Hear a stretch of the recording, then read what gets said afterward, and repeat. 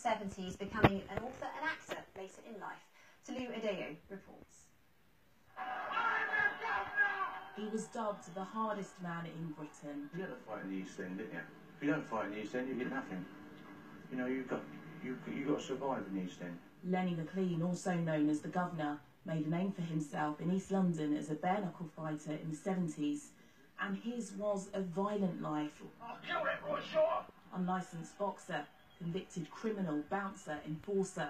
But by his death in 1998, he'd reinvented himself as an author and an actor. If you don't want to be counting the fingers you haven't got, I suggest you get those guns.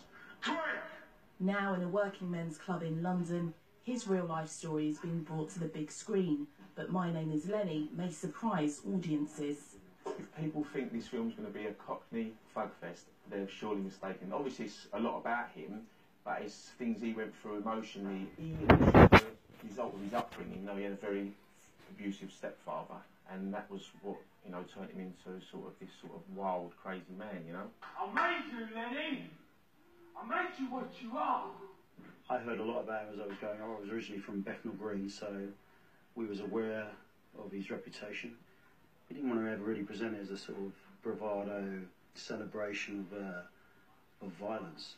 It's more about how the construction of an identity and the persona that's so tough is really constructed in his childhood. But there will, of course, be plenty of boxing on screen. There's 6 quite major fights in total. Stepping into the ring as McLean, Australian actor Josh Hellman, best known for roles in X-Men Apocalypse and Mad Max Fury Road, it's been a challenging role for the Aussie.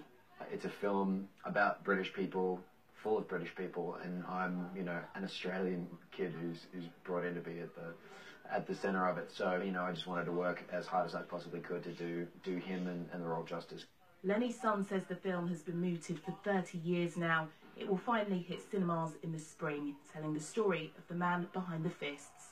Tolu Adeo, BBC London News. Well, time for the weather now. Elizabeth